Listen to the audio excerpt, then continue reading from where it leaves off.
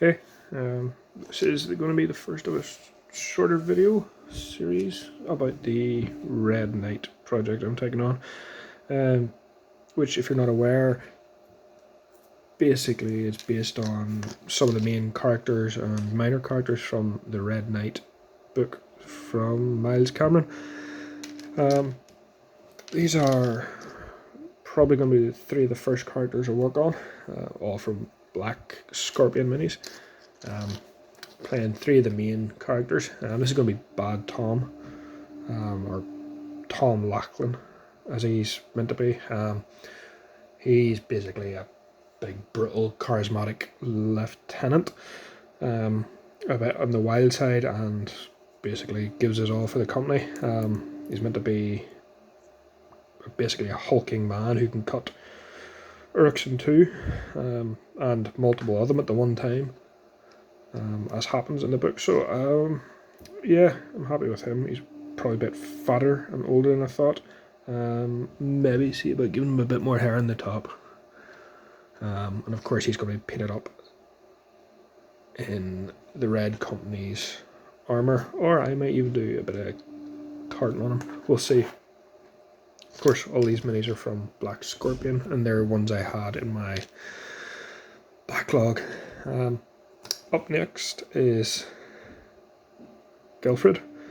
He's the chief scout, effectively, or the huntsman. He's the guy that the Red Knight sends in, or the captain sends into the woods to track the foe and see what's happening. There's a few action scenes with him and the captain in it. One in particular that, if you haven't read the book, is worth reading the book for alone. So that's him. I'm going to try and get a couple of dogs for him, or a hawk as well, because he has a few of them. I might even get a bow and put it onto his back somehow, if I can find one that I think's adequately scaled. Not a big fan of the keys on him. He's just a generic dungeon adventurer, but I think he'll convert up rightly. Up next, we have Sauce. Now, that's what she's called in the book. Her actual name you find out later on. Basically an ex-lady of the night who works for the captain. Now, she's a lieutenant as well, and I was digging through it and found these two. Character-wise, this mini here would probably suit her better. Sorry, the lighting doesn't, and because they're not primed or washed, you can't really see the detail. Miniature-wise, this would probably be more like her.